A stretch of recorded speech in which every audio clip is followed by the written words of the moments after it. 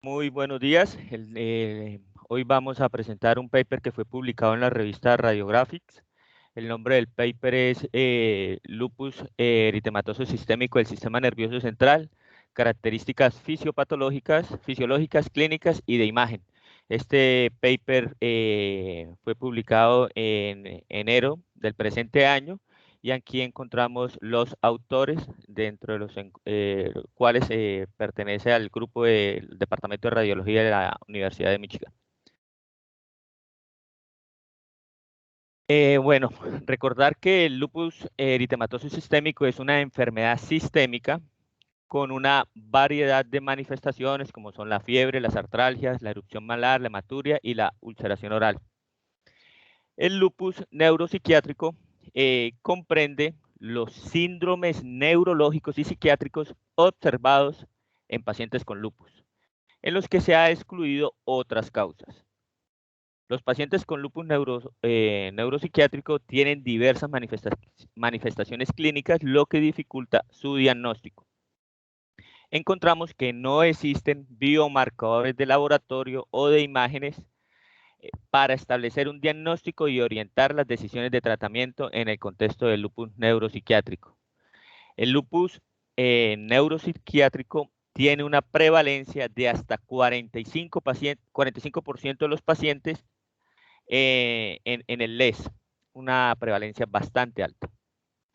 Rápidamente vamos a mirar que el lupus neuropsiquiátrico incluye una amplia gama de manifestaciones neurológicas y psiquiátricas que a menudo son indistinguibles de otros factores etiológicos que no están relacionados con el lupus. Las manifestaciones clínicas del lupus neuropsiquiátrico van desde dolor de cabeza, disfunción cognitiva sutil hasta confusión aguda, psicosis y convulsiones. Sobre la nomenclatura del Colegio Americano de Reumatología se han desarrollado la definición de 12 presentaciones para la clasificación de lupus neuropsiquiátrico central y 7 para el lupus neuropsiquiátrico periférico. Esta es una diapositiva donde vamos a resumir brevemente los mecanismos patogénicos, tanto para el lupus neuropsiquiátrico focal y el lupus neuropsiquiátrico difuso. Y vamos a hablar tanto del proceso infeccioso como de los procesos autoinmunes inflamatorios. Tenemos que el lupus neuropsiquiátrico focal, el mecanismo patogénico de la isquemia está relacionado principalmente con los eventos tromboembólicos. Y existe una asociación con vasculitis, vasculopatía no inflamatoria y el síndrome antifosfolipídico. El daño endotelial en el lupus está asociado con el depósito de inmunocomplejos y la activación del complemento. En cuanto a los procesos autoinmunes inflamatorios, tenemos que el lupus neuropsiquiátrico difuso, el mecanismo patogénico van a ser, está relacionado pues principalmente con los procesos autoinmunes inflamatorios. Dentro de estas, la activación de las células B y la producción de anticuerpos que es lo más importante en esta patogenia. Recordar que el cerebro tiene privilegios inmunitarios debido a la existencia de múltiples interfaces neuroinmunes, como es la barrera hematoencefálica, la barrera del líquido cefalorraquídeo, la barrera meningia y el sistema glifático, que van a regular la entrada de células inmunitarias y anticuerpos. Entonces, la penetración de estos anticuerpos autoinmunitarios y otros mediadores inmunitarios en el sistema nervioso central puede provocar la excitotoxicidad neuronal, la desmielinización y la inflamación. En esta diapositiva lo que vamos a mencionar es algunos anticuerpos, los principales, digámoslo así, que están relacionados en la enfermedad del lupus neuropsiquiátrico. Encontramos el anticuerpo antifosfolipídico que está presente en el 10 a 44% de los pacientes con lupus y conducen principalmente a la formación de trombo y aterosclerosis. Estos anticuerpos causan lesiones vasculares focales que van a alterar la integridad de la barrera hematoencefálica, lo que permite que los inmunocomplejos ingresen y circulen en la en el sistema nervioso central. Tenemos también los anticuerpos anti-N-metil diaspartato, que van a estar presentes en un 30-40% de los pacientes con lupus eritematoso sistémico y consisten en un subconjunto de anticuerpos anti-ADN de doble cadena que interactúan con los receptores de N-metil diaspartato, específicamente el receptor N-metil diaspartato subunidad 2. Y encontramos que estos receptores, el N-metil diaspartato, está ampliamente distribuido a través del cerebro y localizados dentro de las sinapsis glutamatérgicas que están densamente presentes en la amígdala, en el hipocampo y en los ganglios basales. Encontramos también los anticuerpos antiproteína P-ribosomal, que son altamente específicos para lupus y están presentes hasta en un 46% de los pacientes con LES. Estos anticuerpos reaccionan de forma cruzada con un epitopo P que se encuentra en el antígeno P de la superficie neuronal. El antígeno P de la superficie neuronal está involucrado en la transmisión sináptica y la plasticidad, que están relacionados con la memoria en el hipocampo, y los anticuerpos antiproteína P ribosomal tienen afinidad por las neuronas del hipocampo, la corteza cingulada, la corteza piriforme olfativa primaria y todas las partes del sistema límbico. Finalmente, el anticuerpo antiacuaporina 4 se observan en pacientes con LES que tienen lesiones cerebrales, mielitis transversa, neuritis óptica recurrente. Aunque los anticuerpos antiacuaparina 4 están presentes en el 2 a 3% de todos los pacientes con LES, en un estudio se detectaron que hasta el 27% de los pacientes que tenían lupus neuropsiquiátrico tenían lesiones desmielinizantes. Existen otra serie de autoanticuerpos que no fueron mencionados y que, bueno, los vamos a encontrar en la revista como tal, en el artículo como tal, perdón. En cuanto a las neuroimágenes, tenemos que la neuroimagen se puede utilizar para identificar de manera no invasiva la participación del LES en el sistema nervioso central. En comparación con la tomografía y la resonancia, va a ser la modalidad de imagen más sensible para detectar estas anomalías y para evaluar la cronicidad y la evaluación de estas lesiones. Sin embargo, la resonancia muestra anomalías en tan solo alrededor del 75% de los pacientes que ya tienen lupus neuropsiquiátrico. Cuando los hallazgos llegan a ser negativos en una resonancia convencional, se puede utilizar neuroimágenes avanzadas como es el SPECT, el PET-CT, la espectroscopía por resonancia, la resonancia magnética ponderada por perfusión o imágenes por tensor de difusión. Estos estudios de imágenes pueden revelar anomalías de imágenes ocultas, como por ejemplo las imágenes con tensor de difusión se puede usar para evaluar la integridad del tracto de la sustancia blanca por medio de la anisotropía fraccionada y puede mostrar una anisotropía fraccionada disminuida en regiones donde los hallazgos de la resonancia magnética convencional pueden parecer normales. Aquí en esta diapositiva es de una paciente femenina de 32 años con lupus neuropsiquiátrico que consultaba por dolor de cabeza. Lo que observamos en la imagen superior derecha es una resonancia axial en ponderación FLAIR que muestra unas lesiones hiperintensas en el lóbulo parietal derecho y en la corona radiada izquierda. Aquí en la imagen inferior derecha tenemos el mapa de fracción anisotrópica a color que muestra una anisotropía fraccional baja en las mismas imágenes anteriormente descritas, lo que sugiere una lesión axonal. Y lo que vemos en la imagen en C y D, que son imágenes de resonancia en perfusión dinámica con contraste, muestran una disminución del volumen sanguíneo cerebral, lo que sugiere una hipoperfusión. Se consideró que el fondo patológico era la isquemia por vasculitis y por vasculopatías en este caso.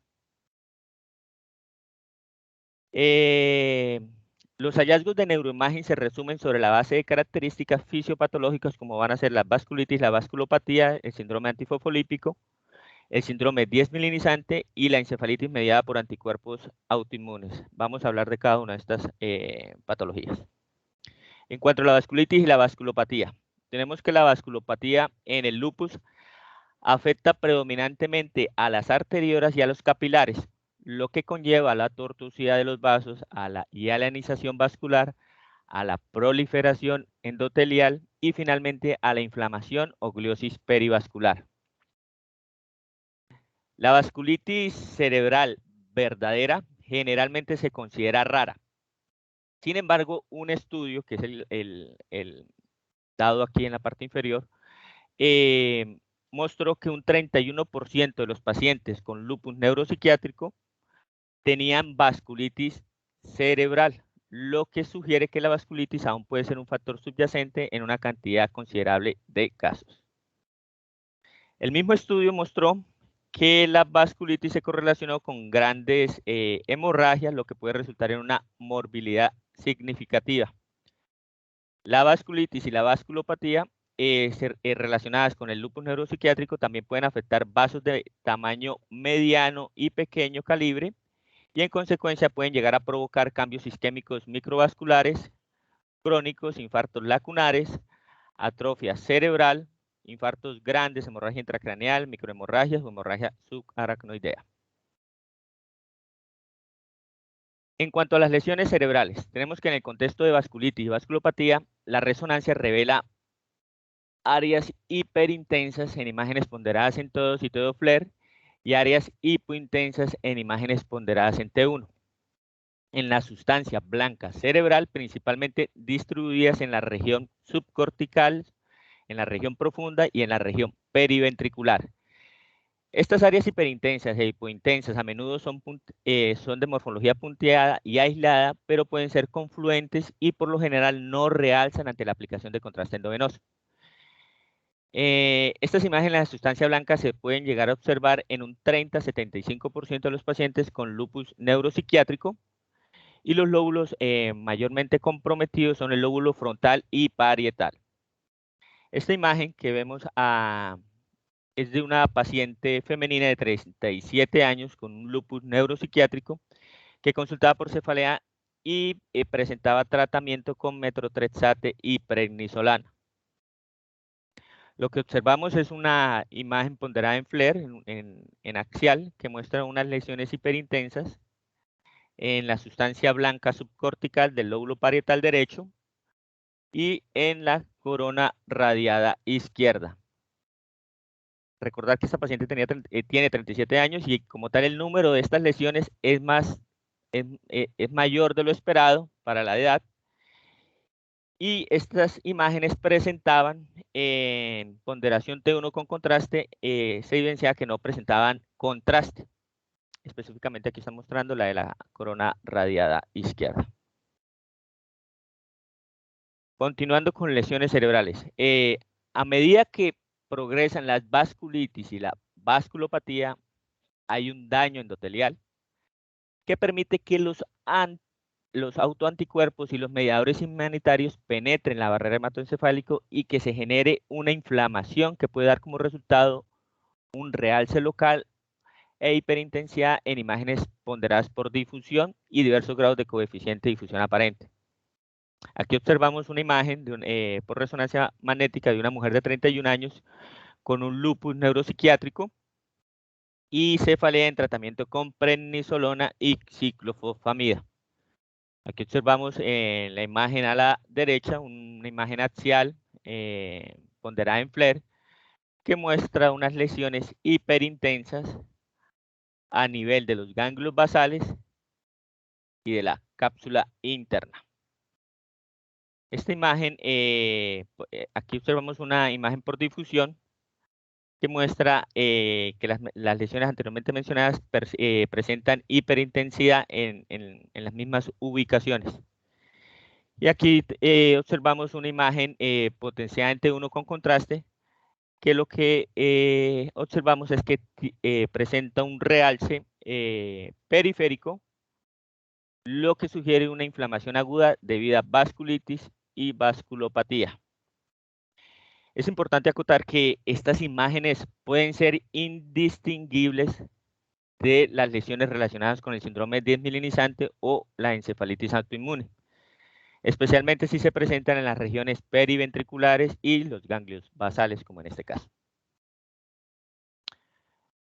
Continuando con vasculitis y vasculopatía, hablando ahora de los infartos lacunares, tenemos que los infartos lacunares se observan en un 11 a 16% de los pacientes con lupus eritematoso sistémico neuropsiquiátrico, y que estas imágenes las vamos a observar en resonancia magnética como focos hipointensos en T1 e hiperintensos en T2 asociados con hiperintensidad FLAIR circundante. En la tomografía, pues no es este caso, los infartos lacunares se visualizan como lesiones hipodensas inespecíficas. Esta es la resonancia de una mujer de 49 años con lupus que presentaba cefalea y tenía tratamiento con prednisolona y con micofenolato. Lo que nos muestra la imagen es que en una imagen axial en FLAIR y ponderada en T2, nos muestra un infarto lacunar en la protuberancia derecha. Aquí lo que podemos ver es de pronto un poco de hiperintensidad T2 en FLAIR. En cuanto a la atrofia cerebral, tenemos que la atrofia cerebral difusa, regional o local, y regional o local se observa hasta en el 67% de los pacientes con lupus y con lupus neuropsiquiátrico. La atrofia cerebral se manifiesta como una pérdida de la sustancia blanca y gris con agrandamiento generalizado compensatorio de los espacios subaracnoideos y de los surcos. Vamos a ver unos surcos ensanchados. La prevalencia de la atrofia cerebral en lupus neuropsiquiátrico difiere ampliamente según algunos estudios. Sin embargo, la atrofia cerebral a menudo ocurre antes en personas que tienen lupus neuropsiquiátrico. Ellos ponían ahí una edad promedio de 42.5 años y que se presentaba a esta edad entre un 6 a un 18% de los pacientes, que en la población general. La asociación de la atrofia cerebral con el uso de esteroides es aún controvertida. Y aquí vemos una imagen por resonancia, un sagital ponderada en T1, que nos muestra una atrofia cerebral global y que puede ser pues por secuela de un proceso isquémico o del uso de esteroides. Esta paciente pues fue tratada con prednisolona, ciclofosfamida y rituximab. En cuanto al infarto, tenemos que el infarto es una de las complicaciones más debilitantes del lupus neuropsiquiátrico y se encuentra en el 10 a 15% de los pacientes con una edad promedio entre los 30 a 40 años. Las lesiones subagudas o crónicas se asocian con hiperintensidad en T2, T2 FLAIR, y el infarto subagudo puede asociarse con realce debido a la ruptura de la barrera hematoencefálica. Los infartos grandes se correlacionan directamente con la presencia de anticuerpos antifosfolipídicos y en esta imagen pues es de una paciente femenina de 24 años con síndrome antifosfolipídico que presentaba debilidad en el brazo derecho y parestesias y que tenía un antecedente de tratamiento con ciclofosfamida y prednisolona. Lo que vemos aquí en la imagen axial ponderada en FLAIR es un infarto en el territorio de la arteria cerebral media izquierda que compromete la región subinsular anterior. En la angiografía, por resonancia sin contraste, muestra una estenosis grave en el segmento M2 de la arteria cerebral media izquierda. Y aquí nos muestra una irregularidad de la pared en los segmentos P1 y P2 de la arteria cerebral posterior izquierda. Estos hallazgos fueron compatibles con una vasculitis y vasculopatía. El síndrome antifosfolipídico se caracteriza por trombosis arterial o venosa en pacientes que tienen anticuerpos antifosfolipídicos positivos. Los infartos territoriales grandes, los infartos lacunares, los infartos corticales en territorios localizados, los infartos bilaterales en la zona fronteriza y las lesiones en los ganglios basales anteriores suelen encontrarse en las resonancias de estos síndromes antifosfolipídicos. Aquí tenemos una imagen de una mujer de 55 años consultada por un estado confusional agudo y que tenía un antecedente de tratamiento con prednisolona y warfarina. Aquí observamos una lesión hipodensa en el lóbulo frontal izquierdo en tomografía que comprometía tanto la sustancia gris como la sustancia blanca. Aquí obtenemos una imagen en DWI y una imagen en FLAIR, donde observamos que esta misma imagen visualizada en tomografía presenta restricción a la difusión e hiperintensidades TEDO-FLAIR que se localizaban a nivel cortical, subcortical y en la sustancia blanca profunda. Los infartos en este caso son atribuibles a un estado de hipercoagulabilidad en el contexto de un síndrome antifosfolipídico.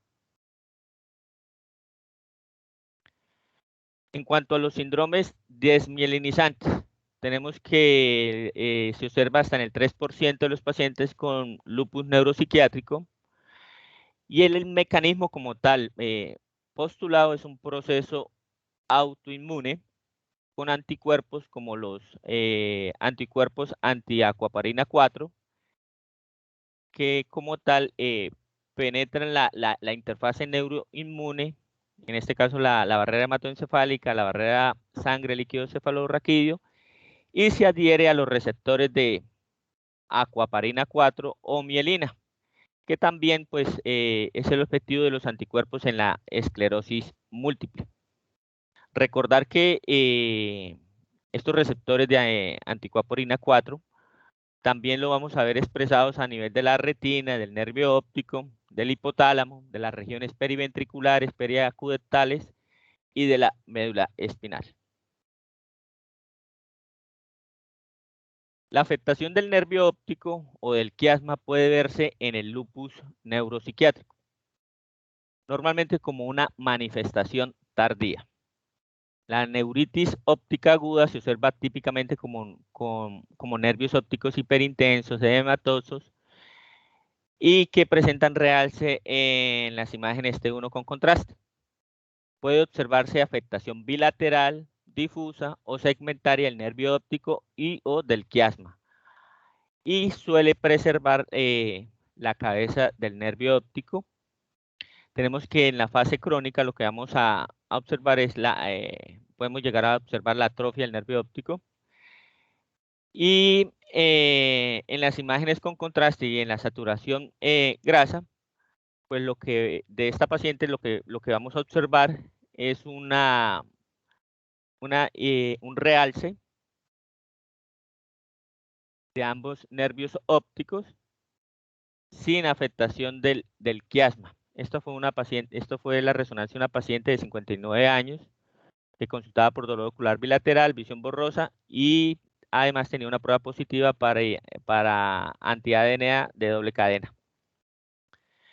Estas imágenes como tales son indistinguibles de las imágenes de esclerosis múltiple y de las imágenes de neuromielitis óptica.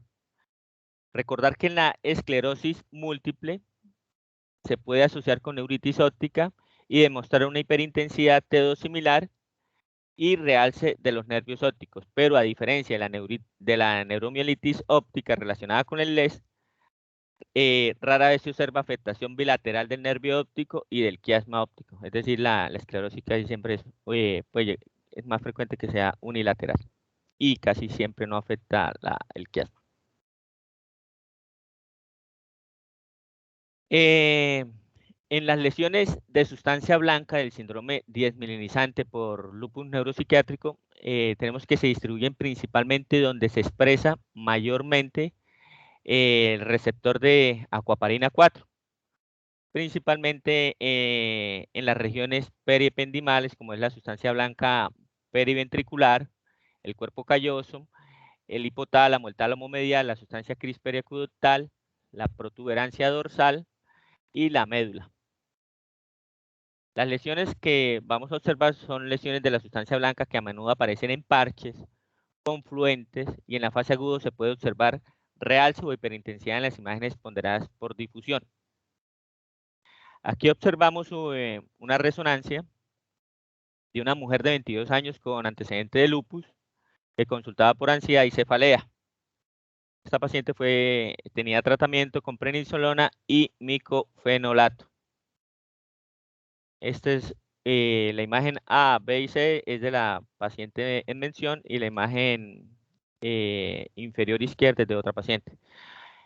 En esta imagen es una imagen en axial flare que muestra lesiones hiperintensas en la sustancia blanca periventricular y supracallosa. Estas características de imágenes son similares a las de la esclerosis múltiple. Este paciente se sometió, tiene imágenes también de T1 coronales con contraste, donde se evidencia un realce de la sustancia blanca pericallosa izquierda. En la imagen inferior izquierda es de una paciente con un síndrome desmielinizante, una mujer de 58 años con LES y con cefalea. Y en lo que vemos en esta imagen, que es una imagen axial flare, muestra lesiones hiperintensas en la sustancia blanca periventricular distribuida radialmente a lo largo de los ventrículos laterales. Estas características de imagen son similares a las de la esclerosis múltiple. Tenemos que las lesiones desmielinizantes de la sustancia blanca en el LES pueden parecer similares a las de la esclerosis múltiple. Sin embargo, las lesiones periaqueductales del tronco cerebral y medulares son más específicas de la neuromielitis óptica que de la esclerosis múltiple. En cuanto a la mielitis, tenemos que las lesiones de la médula espinal suelen ser longitudinalmente extensas. Esto es en el contexto del lupus neuropsiquiátrico, ¿no? Tenemos que pueden ser longitudinalmente extensas, típicamente 3 o más niveles vertebrales de la médula espinal están involucradas y generalmente se encuentran en los niveles torácicos superiores. Las lesiones de la médula pueden mostrar edema y realce asociado. La hipointensidad en T1 y la atrofia son hallazgos prominentes en la neuromielitis óptico establecida, lo que sugiere una lesión tisular grave. Las lesiones punteadas hiperintensas en T2 son una característica específica de la neuromielitis óptica, y en ocasiones esta intensidad de la señal en T2 puede ser mayor que la del líquido cefalorraquídeo. Aquí vemos una imagen de una mujer de 29 años con prueba de anticuerpos anticoaparina 4 positivo, con antecedentes de LES y consultada por paraplegia.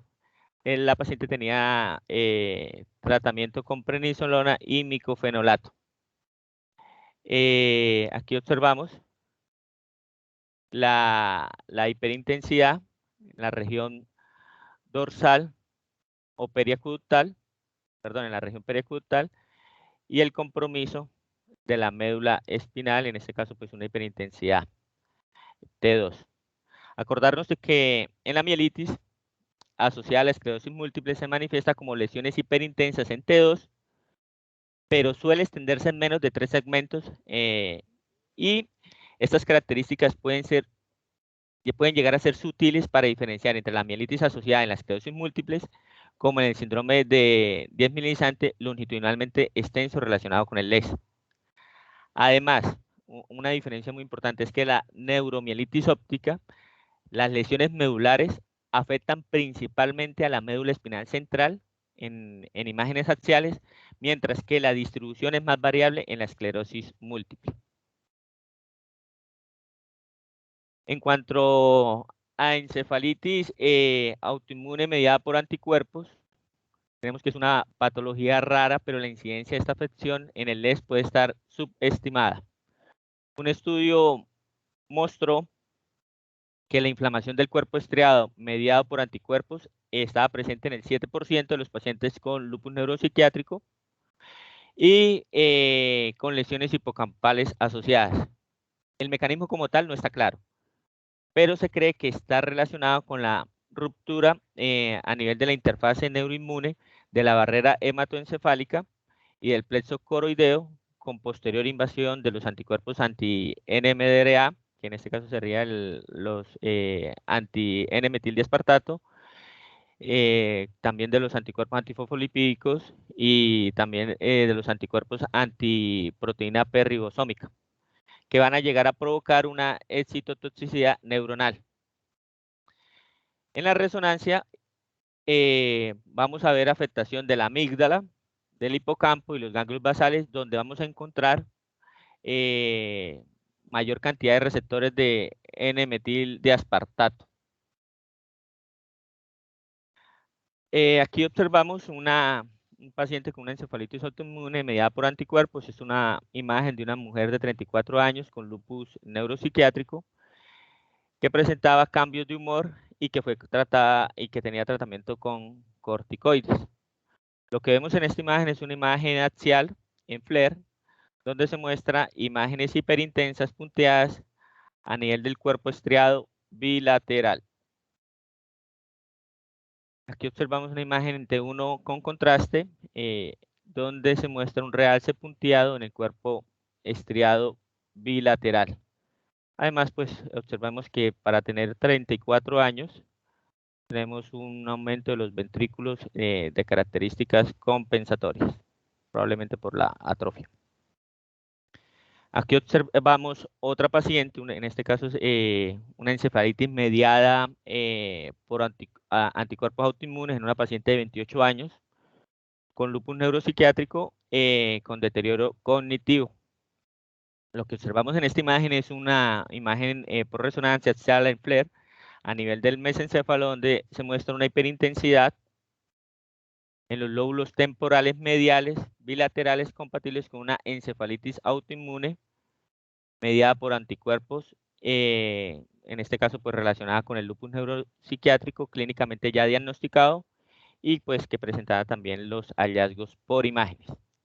Aquí observamos una resonancia en FLAIR, un corte más superior, donde se evidencia una hiperintensidad extensa y confluente a nivel del núcleo caudado izquierdo, de la cápsula externa y de la sustancia blanca circundante en el lóbulo frontal izquierdo.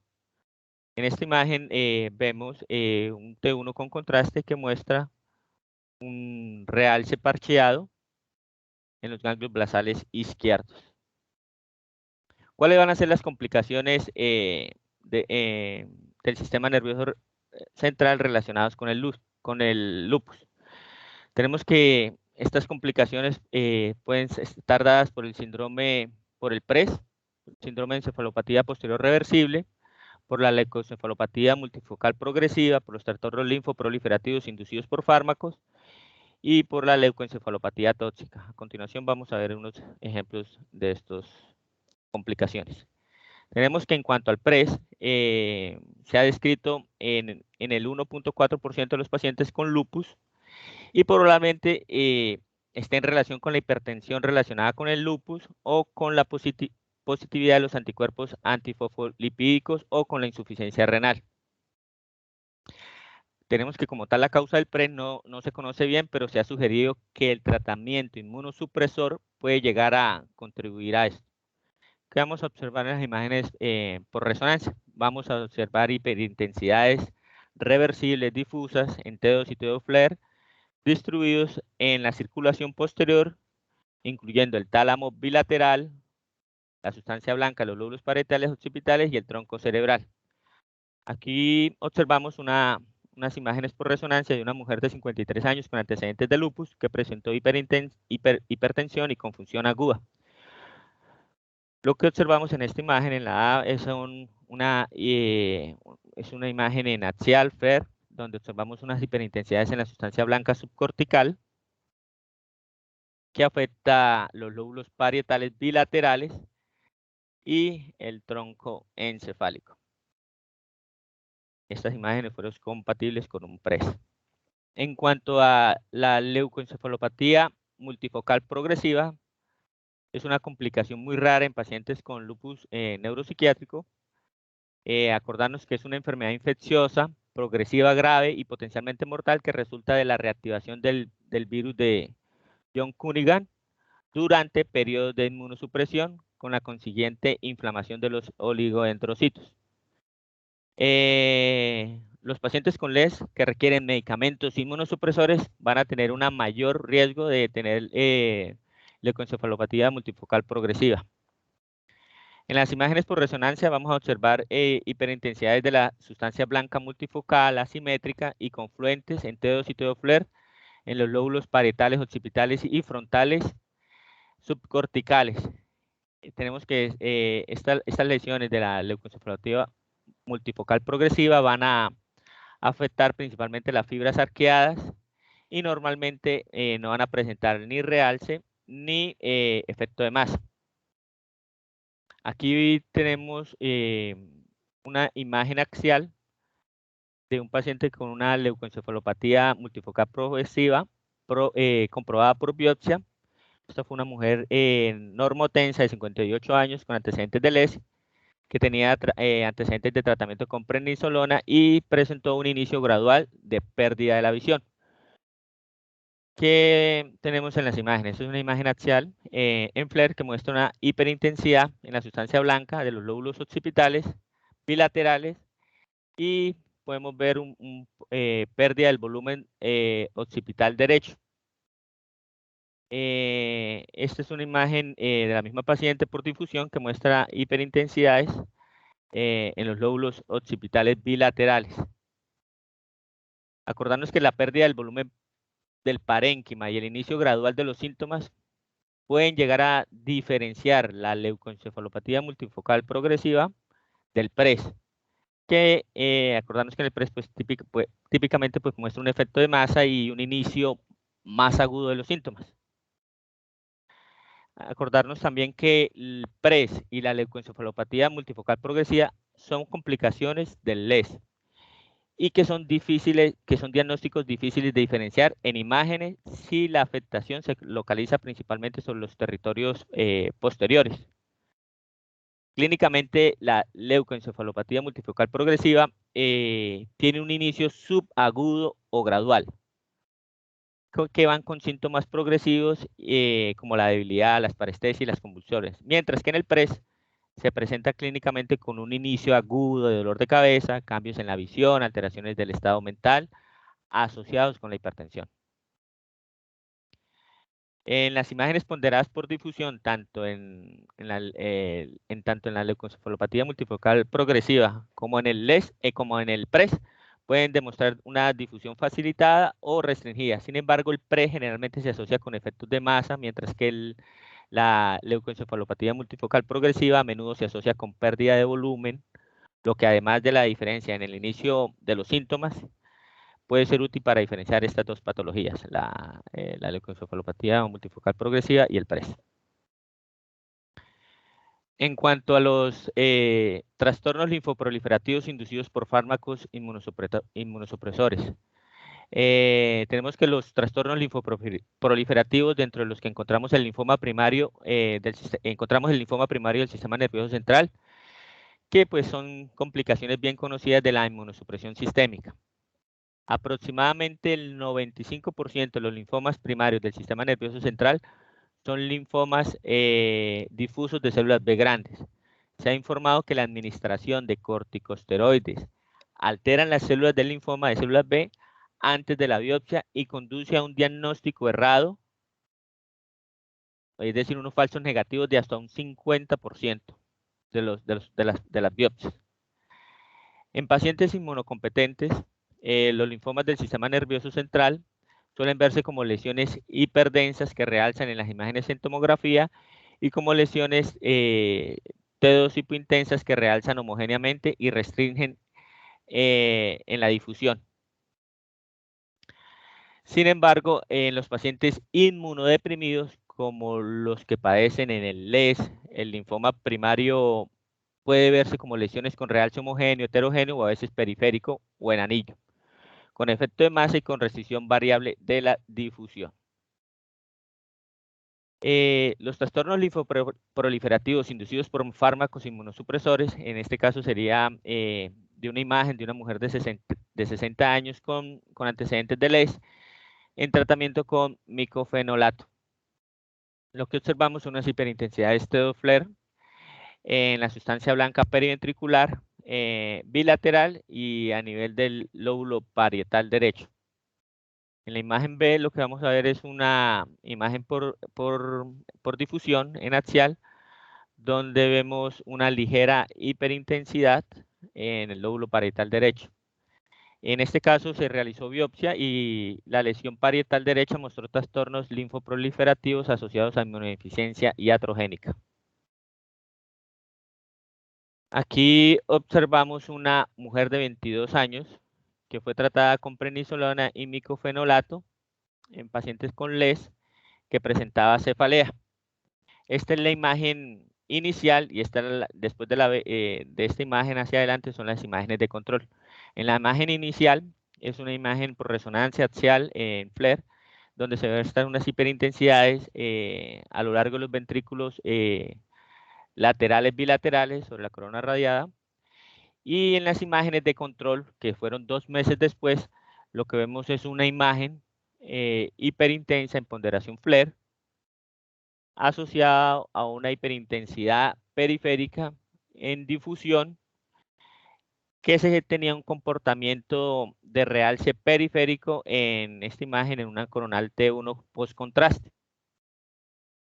En esta imagen, en mapa de perfusión con contraste de susceptibilidad magnética, se evidencia un volumen sanguíneo cerebral menor que el de la corteza cerebral y solamente ligeramente mayor que el de la sustancia blanca cerebral. La muestra resecada quirúrgicamente mostraba un linfoma difuso de células B grandes. En cuanto a, continuando con la leucoencefalopatía tóxica inducida por fármacos inmunosupresores, tenemos que los fármacos más utilizados es el micofenolato y la ciclofosfamida, y pues que se utilizan frecuentemente en el LES. Puede ocurrir en una encefalopatía tóxica aguda y crónica, pero es más frecuente la encefalopatía tóxica crónica. Los hallazgos por imágenes en resonancia se van a manifestar como lesiones hiperintensas en T2 y T2 FLAIR, confluentes simétricas y predominantemente distribuidas a nivel de la sustancia blanca cerebral y asociadas a una restricción en DWI. Aquí obtenemos una imagen de una mujer de 45 años con antecedentes de LES que presentó dolor de cabeza, mareos y visión doble y está en tratamiento con corticoides y ciclofosfamida. Lo que vemos en estas imágenes es una hiperintensidad de Doppler difusa a nivel de la sustancia blanca, profunda y periventricular, que no presentaba realce ante la aplicación de contraste endovenoso en imágenes T1. Los hallazgos de estas imágenes que nos mostraron presentaron mejoría gradual después de la interrupción del tratamiento con ciclofosfamida. En conclusión, el diagnóstico del lupus neuropsiquiátrico es un reto. Dadas las manifestaciones clínicas inespecíficas, las faltas de biomarcadores fiables de la actividad de la enfermedad y de los hallazgos de imágenes inespecíficas. Aparte, las opciones de tratamiento son bastante limitadas. Recordar que en primer lugar hay que investigar a fondo las causas alternativas, como son la infección, las neoplasias, los trastornos metabólicos o los efectos adversos de la medicación. Es un diagnóstico más excluyente, ¿no? Aquí les dejo el link del artículo, los autores y la revista del cual está presentado el presente artículo. Gracias.